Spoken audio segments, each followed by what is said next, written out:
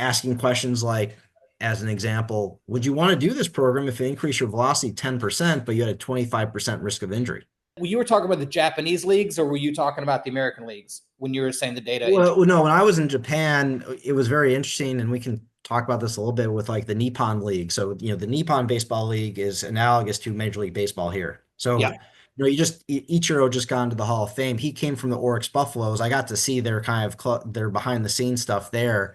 That's their, I mean, where Otani came from, or Sasaki came from, or and is going to now with the Dodgers.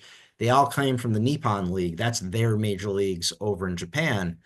And what's interesting, and I've been talking to a bunch of colleagues I met there, every time I asked about weighted ball velocity programs in general, they were like, what are you talking about?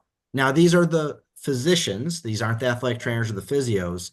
And I'm sure some of the athletes are aware of it, but over here, I mean, all the docs, we all know about it. If you take care of throwing athletes, you're aware of it.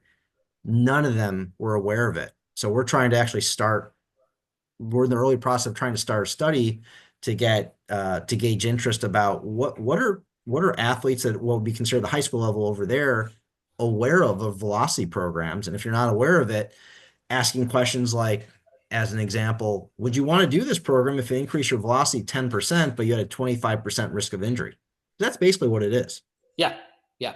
Yeah. What's the cost? Speed has a toll. What's the cost? And there's a cultural and historical difference. In the US, it's faster, faster, faster, bigger, faster, stronger. Yeah. I very much appreciate this, and I got a tiny little taste when I was over there for a week and a half, is the respect all the players have for the coaches, for the doctors, I mean, everyone. They're like bowing and yes, sir, yes, yes, ma'am.